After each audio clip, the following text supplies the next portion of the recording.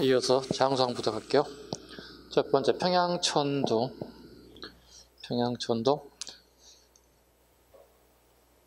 쉬운 문제인데 많이 나왔어요. 자, 백제와 신라는 나제 동맹을 맺어 고구려에 대항하였다. 평양을 천도하게 되었다. 두 번째, 백제 계로왕은 부기에 보낸 국서 문제로 장수왕의 친위를 받고 성 밖으로 도망치다 아차산성에 전사하였다.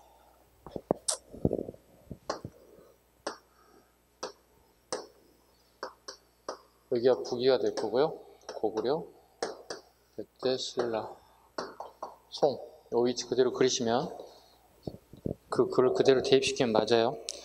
그 계로왕에 관련된 부분 꼭 기억하셔야 됩니다. 계로왕이 전사하게 되었다. 원래는 그 몽천토성에 있었죠. 전쟁이 일어나죠. 아차산성으로 이동하죠. 아차산성에 잡혀서 이제 목이 날아가는 역사적 사건이 발생된 시기입니다. 자, 그 다음에 장수왕의 정복활동 보겠습니다. 사료입니다. 사료. 자, 1번. 왕, 계로왕이 부기에 사신을 보내 말하였다. 이렇게 사신을 보냈다는 얘기입니다. 우리나라는 고구려와 더불어 근원이 부여에서 나왔다. 전에는 고구려의 우위를 굳게 지키더니 점차 승냥이와 같은 추악한 무리가 되어, 승냥이는 들깨를 지칭합니다. 요즘 말로. 들깨 같은 추악한 무리가 되어 백제를 압박하고 예교를 방해하였다. 이로 인해 우리는 재물과 힘이 다하고 일회성에 함락될 위험에 처했다. 그러니 북에서 좀 보내달라. 그 내용은 안 나와 있네요. 그 계로왕이 북에 보낸 국서 내용은 비참합니다. 아들이니까 왕자겠죠. 네. 그 다음에 딸이니까 공주겠죠. 네. 아들을 당신네 왕이 타고 다니는 마국간에 말 똥 치우는 사람을 보내겠다. 이렇게 얘기했습니다. 왕이 계승권자에게. 그 다음에 우리 집에 딸이 하나 있는데 이쁘진 않지만 당신의 첩으로 주겠다. 얼마만큼 위급한 상황이 되면 이런 글이 도달했겠습니까? 이게 계로왕의 이 백제의 사정이었다는 겁니다. 그만큼 고구려의 위협이 강력했다. 장수왕은 왜 이렇게 백제를 한강을 점령하려고 했을까? 백제와 신라가 나제 동맹이라고 그러죠. 비밀스러운 동맹을 맺었다는 소식이 장수왕에 전해집니다. 먼저. 그래서 고구려 장수왕이 천도를 할 수밖에 없어요. 그래서 국내성에서 평양에서 천도하고 한강을 넘어서 백제에 와서 왕까지 죽이는 이런 일이 발생하게 되었다. 자, 그 다음에 3번에 중원 고구려비 볼게요. 장수왕이 어디까지 갔는지 보겠습니다. 충주, 중원 고구려비 보겠습니다. 이곳 별표하시죠. 충주까지 갔고요. 충주뿐만 아니라 그 옆에 있는 대전까지 다 갑니다. 충주, 대전 전부 다 장수왕이 점령하게 됩니다. 신라 왕을 동이 매금의 왕이라고 칭했다. 그 장수왕의 중원 고구려비 내용의 일부 중에 하나가 동이라는 단어가 나오죠. 동쪽에 사는 오랑캐 정도로 표현하고 있습니다. 신라를 갖다가. 그리고 매금이를 칭했다. 그러니까 그 매금이라는 단어가 예전에 되게 두 가지로 해석됐습니다. 고구려인들이 신라 왕을 일종의 좀 격화시키는 어떤 의미를 해석이 됐었고요. 최근에는 이제 비석이 발견되면서 신라 사람들이 신라 왕을 칭하는 단어가 매금이었다 이렇게 해석되고 있어요. 어떤 게 옳다 틀리다 할 수 없고 둘 다 지금까지는 공존하고 있는 것 같습니다. 두 가지 의미를 다 가지고 있는 것 같습니다. 그러니까 왕이면 왕이지 무슨 매금이냐 이렇게 했다는 얘기는 의미가 이렇게 다양하게 해석될 수 있다는 겁니다. 그 다음에 남북조의 북이와 송에 간 겸요의 관계도 맺었고 몽고 지역에 새의 민족인 유행가도 선교하였다. 아까 이거 설명드렸죠. 아버지 장수왕은 부기를 공격 준비 중에 사망했지만 장수왕은 수도를 천도했고 이렇게 해서 말과 군수물자를 보내서 이 두 개 나라 간에 서로 견제할 수 있게끔 만들어서 고구려의 안위를 도모했다. 되게 현명한 정책을 펼쳤다고 봐야 되겠죠. 그 다음에 유연과 함께 내몽골 제국의 지두를 분할 점령, 지두 밑줄 그으시죠. 지두는 두 가지 해석할 수 있습니다. 지두족이라고도 해석할 수 있고 지두족이 살고 있는 마을까지도 얘기할 수 있습니다. 어느 동네 지역을 얘기하기도 있고 마을까지 얘기할 수 있고 지두족을 얘기할 수 있습니다. 자, 지두를 분할 점령, 흥안령 일대까지, 흥안령도 밑줄 그어야 되겠습니다. 흥안령은 이제 내몽골 지역을까지 접근했다. 적경지역이다 보시면 됩니다. 이렇게 산이 있다면 능성이 있었겠죠. 여기는 예를 들어서 몽골 지역이고 여기가 이제 흥안령이라면 이 지역 일대를 갖다가 여기까지 왔다는 걸 쉽게 점령할 때가 그만큼 많은 영토를 넓혔다. 장수왕씨. 그 다음 오른쪽 6번 가겠습니다. 지방 청소년을 대상으로 최초의 사학인 경당이 설치다. 경당 밑줄. 쉬운 문제죠. 이건 중학교 때부터 했던 문제들입니다. 평양 천도 이후 꼭 잡으셔야 됩니다. 평양 천도 이후. 그 다음에 평양에 있는 게 아니라 지방에 설치했다는 사실 꼭 기억하셔야 됩니다. 무예와 한학을 기울시켰다. 문물을 가르쳤다는 얘기죠. 신라에 뭐가 유사합니까? 예, 하랑도와 유사합니다. 신라의 하랑도와 유사합니다. 우리나라에 문물을 교육시킨 기관들이 있죠. 첫 번째 고구려, 경당, 신라의 하랑도, 근대는 원산학사라는 게 있죠. 1883년에 이렇게 세 가지가 있습니다. 경당, 하랑도, 원산학사. 요즘 같으면 우리 뭐 사관학교죠. 뭐 육군사관학교, 뭐 해군사관학교, 공군사관학교. 근데 여기에 이제 우리 경찰 시험에 기출됐죠. 이것은 중학교 고등학생들 보는 문제고요. 공무원 시험에 거의 안 나온다고 보시면 되고요. 이게 경찰 시험에 나왔습니다. 우리나라 원산학사가 개학됐을 때 시기의 사실과 가장 가까운 거 물어봤어요. 그럼 가장 가까운 건 몇 년이겠어요? 82년하고 84년 아닐까요? 그죠? 이게 이제 경찰 시험 유형의 문제예요. 이때는 뭐가 있어요? 가장 유명한? 이모곤란. 여기 내용을 하나 선택적으로 골라내라는 얘기예요. 다음 원산학사가 만들 때 시기의 사실 가장 가까운 거 물어본 그럼 최소한 뭘 알아야 되는 거야? 그것이 83년 너도 내가 기억하고 있었는 얘기지. 이런 유형의 문제들이 경찰하고 소방 되게 잘 나오는 문제들입니다. 앞으로 시험을 앞두고 있습니다. 우리 경찰은 8월 20일 날 시험이 있습니다.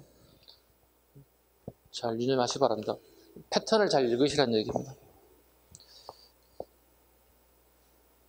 그 다음 장수왕 2년 강제투쟁에 건립됐다. 자기 아버지 비석을 세웠다. 반복되죠. 일면의 건국 얘기, 두 번째 강제투쟁 업적 아버지 이야기. 일면에 무슨 얘기가 나오면 건국이니까 주목 얘기가 일면에 나오는 거야. 일명. 그 다음에 3면 수묘인. 수묘인은 외국인들 포함됐다는 얘기. 고구려인 110호, 그다음 정복시민 220호. 톱탈 합쳐 330호니까 아까 한 집당 3명만 하더라도 대충 한 1000명 정도가 매일 쓸고 닦았다는 거죠. 아버지 무덤을. 이런 사람들 수묘인 또는 묘지기 이렇게 표현합니다. 자, 이제 문자명 강화하겠습니다. 자, 봐요. 장수왕의 아들이 있는데 이 사람이 장수에서 90세 넘게 살았다. 이걸 장수라고 불러요. 장수왕이라고 불러요. 네. 아들이 왕에 오르지 못하고 죽어요. 아들 이름 되게 특이해요. 발음 세게 하면 뭐가 되지? 네, 잘못하면 욕이 되고 욕짓거려야 된다고요. 네, 그의 아들이 이제 문자왕 또는 문자명왕 이렇게 불러요. 두 가지 이름을 불러요. 장수왕의 손자가 왕이 된 거예요. 아들은 왕이 될 수가 없어요. 왜? 이분이 너무 오래 살으셨어. 이 사람 되게 불운하지. 왕 한번 해보고 죽었어야 되는데 아버지 때문에 아버지 그만 70 드셨으면 물러나시죠. 한 20년 할게요. 이럴 수도 없는 일이잖아요. 그죠? 네, 왕의 권위에 도전할 수 없는 거예요. 아무리 아버지여도 자식 간에도 왕위에 도전할 수 없습니다. 자주 얘기합니다. 왕에 관한 그 권위는 절대적입니다. 문자명 아까 설명드렸죠. 북부여를 꼭 밑줄 그려야겠습니다. 동부여가 아닙니다. 북부여를 복속 고구려 최대 영토를 확보했다. 기억하셔야 됩니다. 시험에 잘 나오는 지문입니다. 이제 우리가 고구려 생각하면 강개토대왕과 장수왕밖에 생각나지 않는데 최대 영토는 강개토대왕과 장수왕이 아닙니다. 문자명왕입니다. 왜? 그동안 누구도 하지 못했던 북부를 복속시켰으니까. 그리고 북이와 친교를 또 맺었습니다. 국경선에 있는 나라하고 친교 지는 게 좋죠. 굳이 싸워야 할 일은 없으니까. 왜냐면 고구려 영토가 이렇게 넓어졌잖아요. 이렇게까지 갔잖아요. 지금. 그죠? 자기 영토 지키기 어려운데 무슨 북위까지 또 전쟁을 할 수 있겠어요. 그 다음에 신라와 백제를 또 자주 공격하기도 했다. 안원항 가죠. 안원항은 이 정책으로는 특별하게 나올 게 없습니다. 문화사 파트에 나오는 게 하나 있기 때문에 그때 가서 하겠습니다. 그 다음에 양원항도 마찬가지. 영양항은 요즘에 드라마에도 많이 나오기 때문에 꼭 보도록 하겠습니다. 원달 장군 때문에 그렇습니다. 한강 유역을 공격. 원달 장군이 군을 끌고 갑니다만 아차산성에서 오늘날 서울 강진구에 있고요. 전사하게 됐습니다. 아차산성에서 전사하게 됐습니다. 이때 신라군에게 전사하게 됐죠. 이때 신라의 왕은 진평왕입니다. 그 다음에 돌골과 교류하면서 말갈기병 1만 명을 보내 여수지방을 선공으로 수나라와 전쟁이 발발하였다. 이번에 별표할까요? 네, 잘주 나오는 지부입니다. 특히 핵심은 선공입니다. 여수지방을 선제 공격했습니다.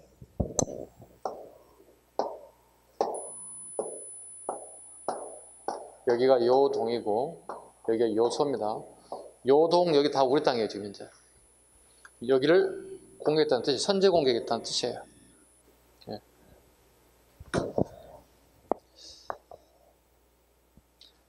그 다음에 살수대체 부분 보겠습니다. 수 문제 30만 여기 자르시죠. 수 문제 30만 잘라 슬러시. 그리고 여기다 1차로 적어놓습니다. 1차. 수양제 113문 여기 자르시고 2차 적습니다. 네, 이게 살수대첩이죠. 을지문덕. 1차, 2차, 네, 보통 3차, 4차가 있는데요. 잘 안 나오고 1차, 2차만 주로 나오는데 수 문제는 1차. 수 문제가 1차에 실패하죠. 그리고 병이 나서 누워있어요. 요즘 말하면 병원에 입원해 있다고. 유언을 남깁니다. 아들에게. 절대로 요동을 공격하지 말라. 고구려는 절대 쉽게 상대할 애들이 아니다. 이렇게 얘기해요. 그리고 왕위 계승권에 약간 불협화음이 발생해요. 그래서 수양제가 자기 측근 장군을 동원해서 아버지를 죽여버려요. 말도 안 되는 얘기지. 자기 아버지를 죽이고 왕위를 찬탈해버렸다고. 그래서 수양제가 113만의 대군을 끌고 우리나라를 쳐들어오게 되겠다는 뜻입니다. 역사상 처음으로 100만 넘는 인구가 우리는 처음 침입한 게 수양제의 침입입니다.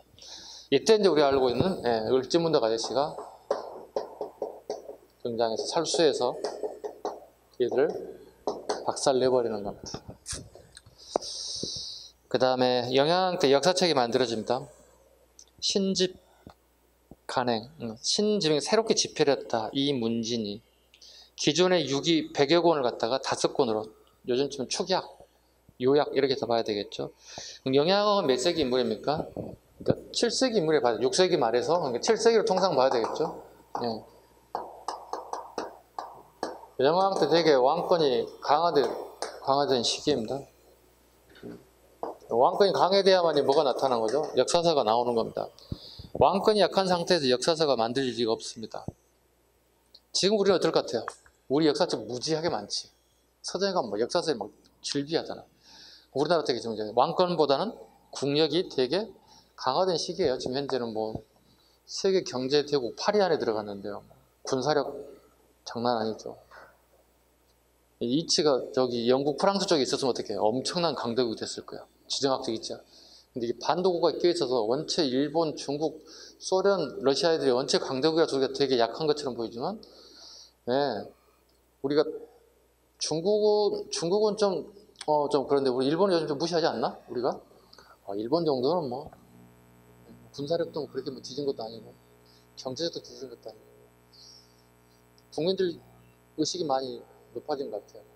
예전에 일제강점기를 지나왔기 때문에 일본이 좀 이렇게 우러러 봤던 면이 없지 않아 있었는데 경제적인 부분 때문에. 근데 지금은 우리 경제력이 일본을 좀 있으면 앞서지 않을까 싶습니다. 그 다음에 담진가죠. 일본으로 보낸 종이와 먹을 전하고 금당벽화를 남겼다. 종이와 먹. 지묵이라고 한자로 혹시 나올 수 있으니까 종이 지자 먹묵자입니다. 이렇게 쓸 수도 있어요. 지묵, 종이와 묵을 전파했다. 먹을 전파했다. 그 다음에 금당벽화. 벽화에 그 절간의 건물 예벽에다가, 여기 예벽이라 치면 여기에다가 커다란 나무를 그렸는데 얼마나 잘 그렸던지 새들이 실제 나무 인장 와서 가서 앉으려고 했는데 나무가 아니어서 팍 쳐박고 죽었다는 그런 일화들이 나왔던 금당벽화. 영양왕 때 얘기입니다. 영유왕가죠. 친당정책. 친당정책. 자, 그 영유왕의 친당정책 때문에 영계의 소문이 구태타를 일으키기도 합니다. 그 밑에 보시면 영계의 소문이 반당정책을 펼치죠. 뿐만이 아니라 영계의 소문이 그 아버지가 죽고 난 다음에, 그거는 오부족 연맹체죠. 그 오부족 연맹체의 연합체인데, 영계의 소문의 아버지 죽고 난 다음에 이제 그 4개 부족과 왕들이 그 영계의 소문의 그 부족장 승계를 약간 반대를 해요. 왜냐면 그 요즘 치면 고등학교 시절에 약간 그 학교에서 일진 노릇을 하고 다녔어요. 속된 말로 하면 약간 땡땡치 노릇을 좀 하고 다니는 거야. 그러다 보니 나머지 부족들과 왕의 입장에서 약간 저 정도의 인격을 가진 사람이 부족을 대표하는 장이 될 수는 없다고 생각해서 약간 거절한 거야. 캔슬한 거야. 그 이후에 이제 영계소문이 부족 장들을 찾아다니면서 막 인사를 하고 다니는 거야. 죄송합니다. 제가 어린 마음에 이렇게 하고 다녔습니다. 앞으로 잘하겠습니다. 앞으로 그러지 없겠습니다. 계속 막 사과하고 다니는 거야. 그러다 보니 이제 왕과 부족들은 반대를 하지만 그래도 또 사과하고 다니니까 또 받아들여서 승계를 하게 해요. 네, 그 우부족 장이 돼요. 그런데 약간 좀 찜찜해. 이 자식이 언제 본성이 드러날까봐 찜찜해서 저기 당나라 공격에 대비해서 천리장성을 쌓고 있거든. 거기 공사 책임자를 보내버려. 열심히 쌓고 있어. 네, 한 70% 정도 이렇게 성이 쌓고 있어. 그러고 난 다음에 열병의식을 해요. 군대 가면 열병의식이라는 게 있거든요. 되게 군대 가서 되게 힘든 것 중에 하나가 그거거든요. 제주훈련 막 하는 거야. 이렇게 누구 왔을 때 북한 애들 보면 TV 가끔 나오잖아요. 김정은 나와가지고 이렇게 하는 거, 무기들 막 앞으로 지나가고 군사들 막 열병하고 충성하고 지나가는 이걸 해요. 영계소문 주도. 그 모든 왕과 모든 그 대신들을 다 초빙해서 하는 거예요. 그리고 자기 군사를 매복시켜 놨어요. 그리고 왕과 부족 장들 다 죽여버렸어요. 이게 일명 영계소문 구태타예요. 그래서 왕을 죽이고 본인이 대망리지가 돼서 군권과 정권을 확 틀어치워버렸어요. 이게 영계소문 구태타예요. 이때 왕이 영유왕이에요. 자, 볼게요. 친당 정책이에요. 그러니까 수나라가 멸망하고 당나라가 새롭게 만들어졌다고요. 이때 영유왕의 정책은 친당이에요. 친당은 뭐냐면 그 당 고조가 나라를 세우고 그의 아들 당태종 이세민이거든요. 이세민이가 바톤을 물려와서 군권을 강화시켜요. 이때 라이벌이 영계소문이거든요. 왜냐하면 영계소문과 당태종은 아는 사이예요. 별거 아닌 새끼가 자기가 황제가 됐다고 우리를 막 업신여기 시작하는 거야. 영계소문 입장에서 저거 봐라. 얘들 요즘 속도말 예전에 내 밑에 있는 애들인데 이거 봐. 그러니까 감히 컸다고 까불어 이렇게 하게 되는 거죠. 영계소문이 받은 당태종 이세민은 별거 아니라고 생각하는 거예요. 그래서 또 왕이 친당 정책을 하는 거예요. 또 자기 생명을 또 이용을 하는 거예요. 그래서 구태타를 통해서 권력을 잡고 영계소문과 당태종이 라이벌로서 이제 전쟁에 임하게 되는 케이스라고 보시면 되겠습니다. 자, 보겠습니다. 반당 정책. 영계소문이 천리정성을 축조. 632년부터 647년까지 당의 침입을 대비해서 영계소문이 무력정변을 일으켜 집권하였다. 어떤 방식으로 무력정변을 일으키는 설명을 드렸을 거고요. 그 다음에 보장왕. 영계소문이 영유왕을 죽여버려요. 구태타로. 그리고 조카 보장왕을 꼬맹이를 갖다가 왕으로 옹립하게 됐어요. 보장왕 때 나타난 사건, 안시성 싸움입니다. 당태종 이세민이 직접 군사를 끌고 안시성에 왔습니다. 이때 그 안시성의 성주가 이제 양만춘이죠.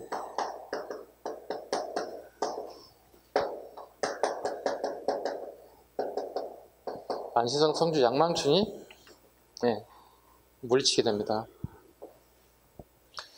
이게 작년 경찰 기출이에요. 2020년 경찰 기출이에요.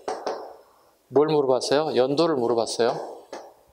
645년을 물어봤어요. 그럼 다르게 표현하면 뭐죠? 선후관계를 물어봤다는 얘기요. 이렇게 되면 뭐죠? 되게 어려운 문제가 되는 거예요. 네, 안시성 전투 양만춘은 다 알겠지만 645년 연도를 내가 외울 수 있냐는 것은 되게 어려운 문제예요. 네, 수없이 많은 연도를 외우는데 경찰 준비했던 친구들이 이걸 다 외웠겠냐는 얘기야. 그럼 뭐야? 그러면 연도를 못 외우게 되면 어떻게 해? 일단 공부할 때 안 했기 때문에 되게 어려움을 봉착됐고 그 다음에 어찌됐든 걸 풀어야 될 거 아니야. 그럼 선후관계를 잘 봐야 된다는 얘기야. 아, 그럼 이게 보장왕 때였구나. 영유왕을 죽이고 보장왕이 옹립됐을 때 안시성에서 이런 일이 발생됐다는 사실을 알고 있어야 한다는 얘기. 그럼 선후관계 사건을 나열해 봤을 때 아, 요거겠네. 딱 집어낼 수 있어야 한다는 얘기입니다. 그래서 무조건 다 연도를 외우면 참 좋겠지만 사람의 머리가 그렇게 컴퓨터처럼 다 외우지 못해요. 여러분이랑 제가 꼭 같아요. 별 차이 없어요. 선생님 여기서 공부를 좀 빨리 했을 뿐이지 좀이 아니라 좀 빠르겠지만 그죠? 네, 저라고 해서 어떻게 다 못 외워요. 그래서 이렇게 딱 선후관계를 봤을 때 아 여기네 딱 잡는 거예요. 고구려 멸망 668년 고구려가 멸망됐습니다. 누구한테 멸망됐어요? 고구려 멸망 누구한테 멸망됐어? 응? 신라? 확실해? 누구한테 멸망했어? 오 이제 나왔어요. 나당연합군에 살짝 적었습니다. 네, 나당연합군에게 멸망당했습니다. 나당연합군에 멸망됐습니다. 그럼 신라는 누굴까요? 책임자가?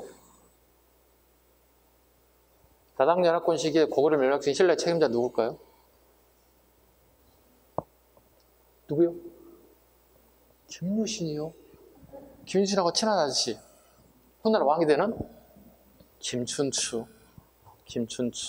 무효랍니다. 훗날. 백제는 나중에 나당연합군도 멸망하죠. 백제는 누가 또 멸망시켰을까요? 무효랑의 아들 무무왕입니다. 예. 그리고도 시험에 다 나온다고. 자, 고구려 누가 나당연합군의 대표적인 신라의 태종 무효랑의 김춘추. 백제는 마찬가지 나당연합군이지만 그의 아들 무무왕 시기. 그리고 무무왕은 다시 듣게 당나라까지도 격퇴해버려서 삼국을 통일하게 되었다. 됐죠? 아버지가 고구려를 멸망시키고 아들인 무무왕이 백제까지 멸망시켰다. 페이지 넘겨가겠습니다. 74쪽의 사료는 여러분이 꼭 살펴달라는 얘기를 드리겠습니다. 그 다음에 사료 중에서도 그 7번 중원 고구려비의 별표는 꼭 해주시기 바랍니다. 중원 고구려비. 그 장수왕이 내려와서 충주에다가 중원 고구려 세우고 난 다음 비석의 내용입니다. 그 다음에 오른쪽에 백제의 성립과 발전을 하도록 하겠습니다. 자, 지울게요.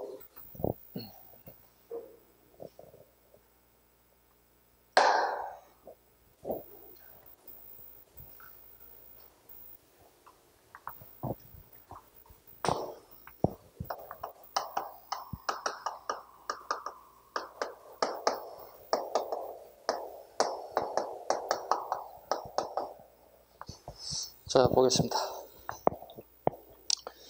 부여 고구려 계통에 유민인 비류와 원조가 남하하여 한강역의 토착 세력을 규합하였다. 이래의 도읍을 정하였다. 백제는 초기에 만 54역 중 하나로 시작하였으며 유민의 지배층 형성하는 가운데 점차 주변 지역을 복속 세력을 확장하였다. 비류와 원조 정도 잡으면 되겠죠? 비류 백제가 세워진 장소가 어딘가요? 여러분 지금 이제 고지하고 계신 인천광역시의 미추홀이 되겠죠. 근데 이건 얼마 가지 않아서 멸망하게 됩니다. 그래서 원조가 세운 백제가 우리가 말하는 오늘날의 현재 역사책에 나온 원조가 세운 백제에 대한 공부입니다. 내려온 이유가 뭔가요? 고구려의 왕권 다툼이 일어나게 됐죠. 그래? 주몽의 아들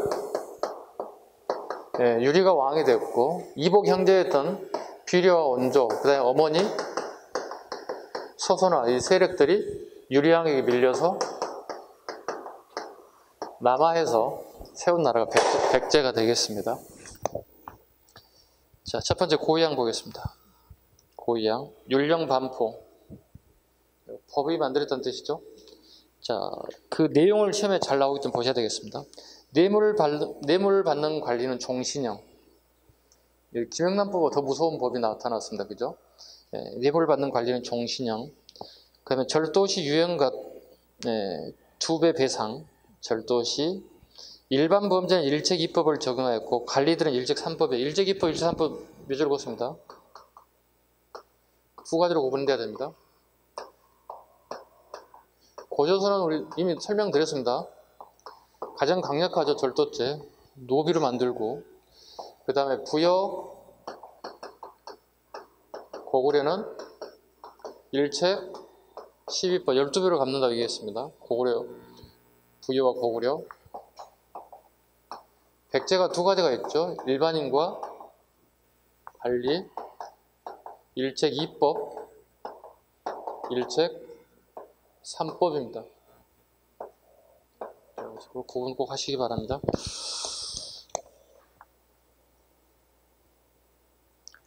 육자평제도. 요즘 쓰면 장관이 6명 있다는 얘기죠. 육자평제도. 그 다음 16관등제.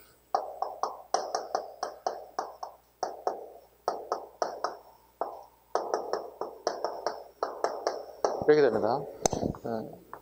고구려, 백제실 14, 16, 17 관등이죠. 또는 같은 말로 12여 관등이라 해도 상관없습니다. 이건 우리 국정교과서에 나오는 내용이기 때문에 고등학교 3학년들이 보는 12여 관등에 상관없고, 우리 공무원 시험서 때는 구체적으로 14 이렇게 구분하셔도 상관없습니다. 그 다음에 공복제도.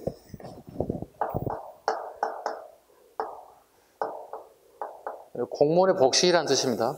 공무원의 복식제도. 자비청이라고 나와있죠.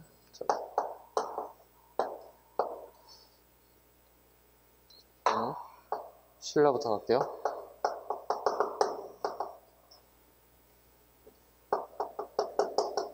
자색, 비색, 청색, 황색.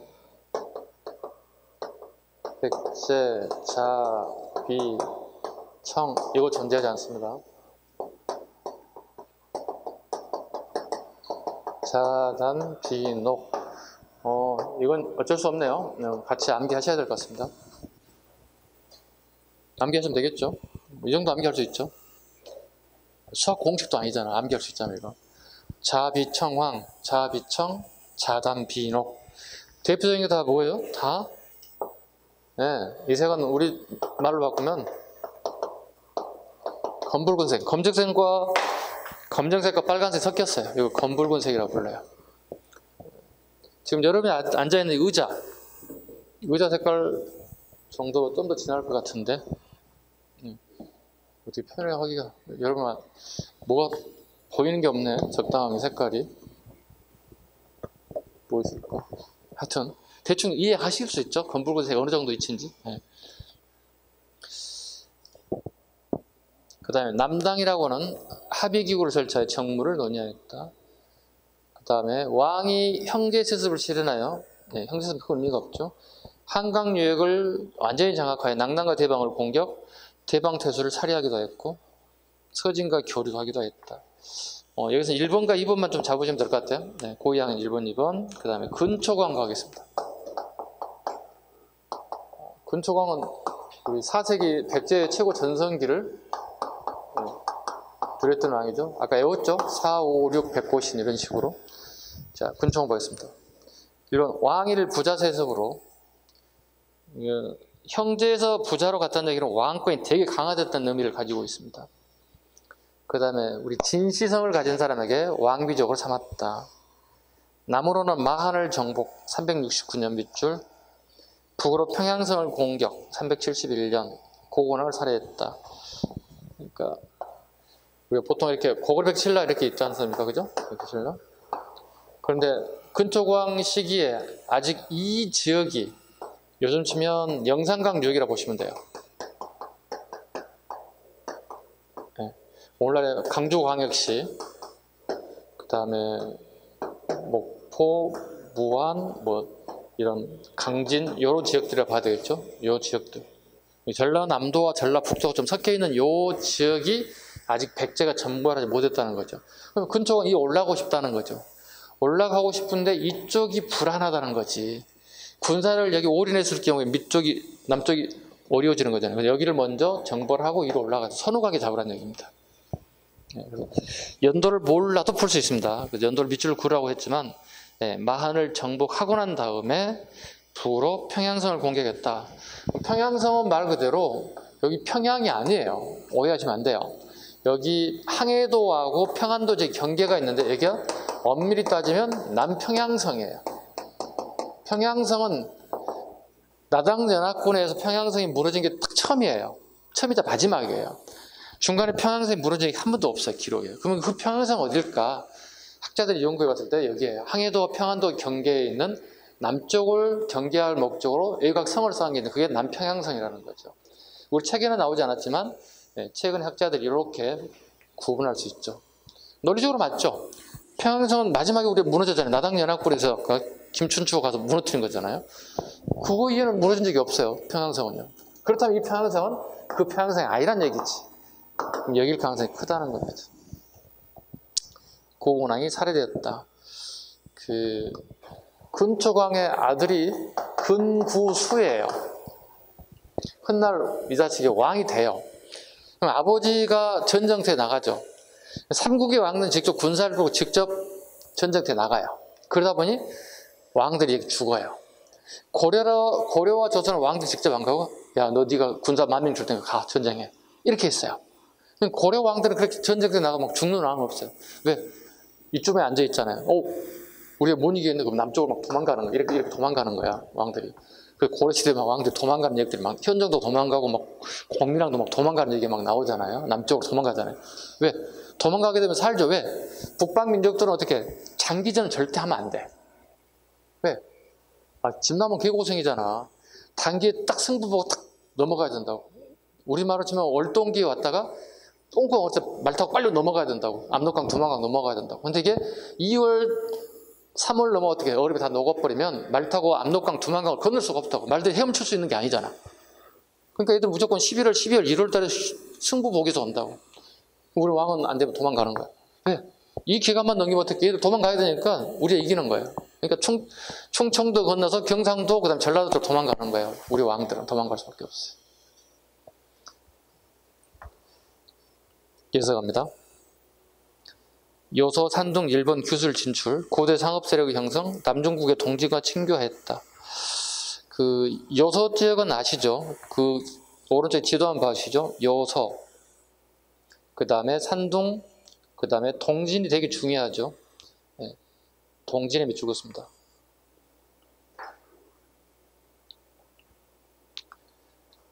근데 거기 산둥반도는 최근에 우리 학회에서는 근초가 관계없다고 얘기하고 있습니다. 요건 우리 한말의 신채호 선생이 이걸 언급했거든요. 근데 우리 21세기 학회에서는 근거가 부족하다고 생각하고 지금 현재 고등학생들이 보는 국정교과서에는 산둥반도가 나오지 않습니다. 산둥반도 X 해놓으시기 바랍니다. 왜 안 바꿨느냐? 아직 책을 수정을 못해서 바꿀 수가 없었고요. 새 책이라면 빠질 거라고 봅니다.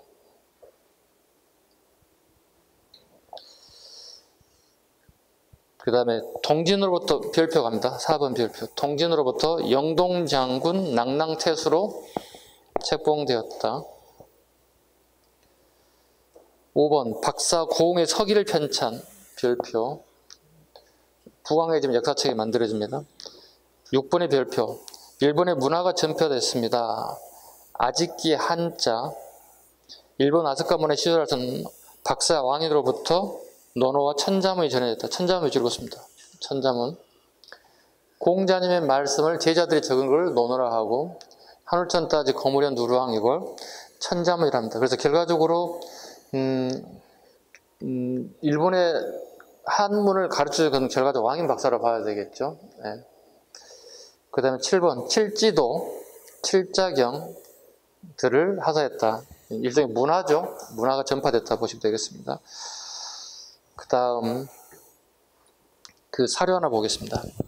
사료. 여소지방 진출. 백제국은 본래 고구려와 함께 요동의 동쪽 천리에 있었다. 그 후 고구려가 요동을 차지하니 백제는 요소를 차지하였다. 백제가 통치한 것은 진평군, 진평현이라고 한다. 자, 4세기에 백제가 요소 지역을 차지했다는 뜻이에요. 자, 지도 또 그려볼까요? 이렇게. 지도에 여러분 그리지 마시고 보시면 나와 있어요. 여기가 요동이고 여기가 요소다고. 요건 일시적으로 경략했다는 단어를 써요. 경략이라는 것은 일시적으로라는 뜻이거든요. 일시적으로 조금 거기 가서 우리가 머물렀다. 그럼 요동도 아니고 요소까지 우리가 동진까지, 그 다음에 일본까지 일종의, 그래서 백제가 일종의 허브 역할을 하게 됐다. 우리말로 하면 허파죠. 그러니까 우리가 숨을 마시고 버텨내는 허브 역할을 하게 되었다. 요소 지역을 경략하게 됐다는 얘기는 도대체 가능한 얘기냐? 가능합니다. 왜 가능할까요? 중국이 지금 현재 아까 1교시에 배웠던 5, 16, 9시기에 서로 물고 물리는, 서로 싸우는 시기다 보니까 어떤 방어 능력이 좀 떨어졌을 거예요. 그래서 우리가 순간 가서 일정 부분 동안 거기를 경략했다. 이렇게 보시면 될 것 같습니다. 페이지 넘겨가겠습니다. 침류왕 보겠습니다. 침류왕. 자, 금구장의 아들이고 진날에 조공을 바쳤다. 보시면 침류왕은 384년에 재임, 385년에 돌아가셔서 2년도 채 안 되는 재임 기간이죠. 이렇게 재임 기간이 2년도 안 되는 왕이 우리 시험에 이렇게 많이 나오는 것은 처음이자 마지막일 거예요. 왜냐하면 그 밑에 2번 때문에 그래요. 동진의 승려, 마라난타, 동진 밑줄, 마라난타 밑줄, 불교가 전래되었다. 동진 여기에요. 아까 얘기했던. 동진이 백제에 불교를 전파했다고.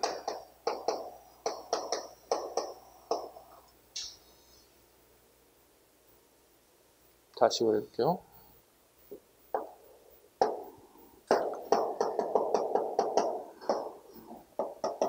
이렇게 전파가 됐다, 이렇게. 그러시면 잘 나올 수밖에 없어요. 매년 나오는 거예요. 전지는 여기 전파는 고구려 이렇게.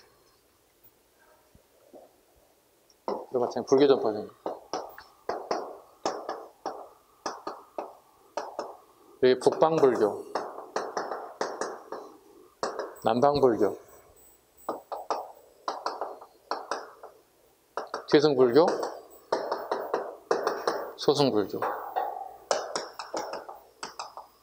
중생구도가 우선이고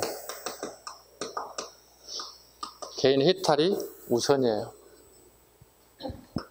이건 불교사 할 때 필수적으로 알아야 되는 내용들입니다.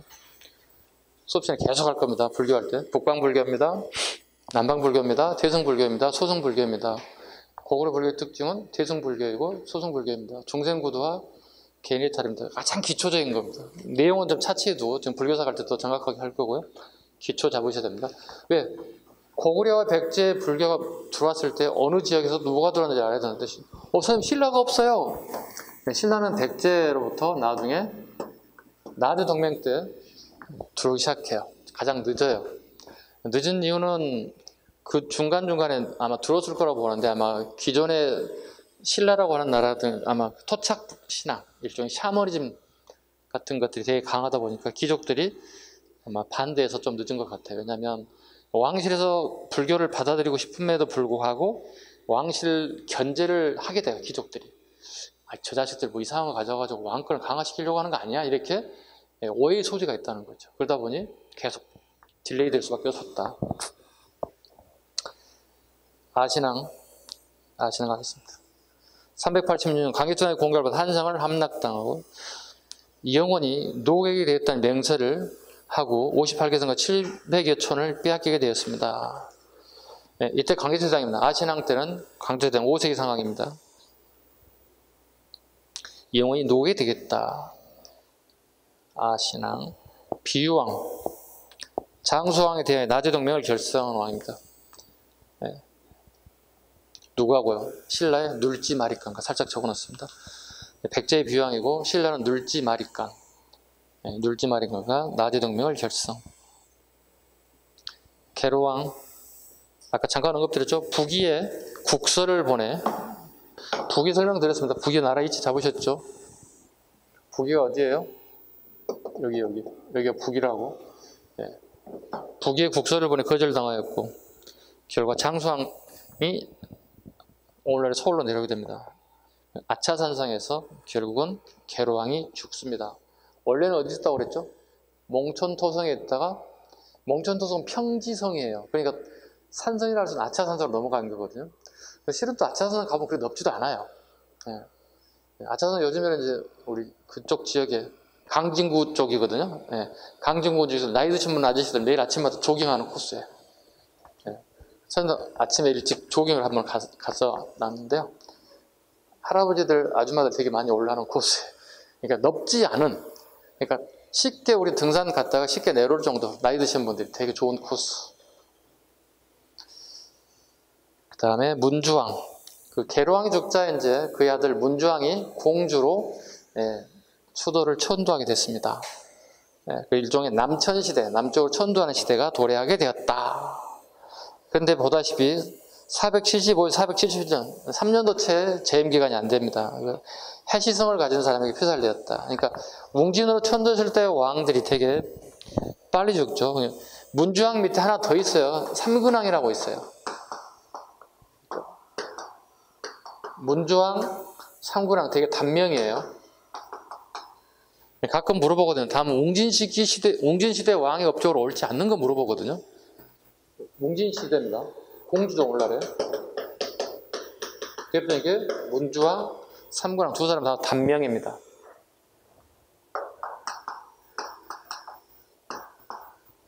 동성왕. 동성왕도 암살을 당하게 됩니다. 암살을 당하게 됩니다. 되게 웅진시대 왕들이 되게 불운하죠. 네, 무령왕이 오르죠, 이제. 네, 무령왕이 이제 부흥의 시기가 되는 거죠. 백제 부흥이 시작됐다. 그 다음에 성왕. 성왕도 웅진에서 즉위를 하지만 성왕 때는 사비 오늘날의 부여로 천도하는 시기가 옵니다. 이렇게. 가끔 이렇게 물어봅니다. 다음 웅진 시기에 있어서 사실로 옳은 것, 옳지 않은 것 물어본다고. 옳지 않은 것 하면 성왕의 업적을 집어넣으면 돼요. 오케이? 옳은 것 하면은 여기 이제 무령왕의 업적이 가장 많이 나올 가능성이 크다 봐요. 왜? 뛰어난 군주들이니까. 네. 그리고 시험에 가장 많이 나오는 사람은 이 두 사람이에요. 이 부자지간입니다. 네, 무령왕과 성왕이 시험에 가장 많이 나오는, 오후 시간쯤 되면 이거 부분 해야 할 것 같은데요. 가장 많이 출제될 것이다.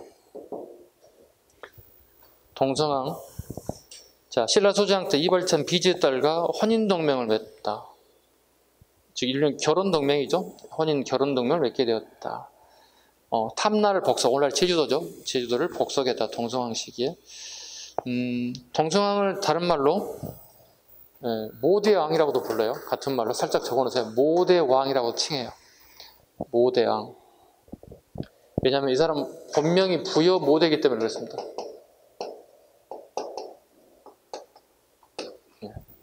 무령왕은 뭐라고 그럽니까? 부여사마가 본명이죠. 그래서 무령왕 또는 사마왕이라고도 해요. 이렇게. 이런 게 사료에 나올 가능성이 있단 말이죠. 왕의 이름을 살짝 넣어서 도대체 누구지? 이렇게 이렇게 숨겨서 들어오는 경우도 있다는 겁니다. 그래서 백제 왕들에 대한 얘기. 그 다음에 이제 중흥의 시대, 무령왕과 성왕이 가장 많이 나오는 왕들. 오후부터는 이제 식사하고 난 다음에 오후부터 하는 걸 하겠습니다. 자, 오전 수업 여기까지 마치겠습니다. 자, 수고하셨습니다.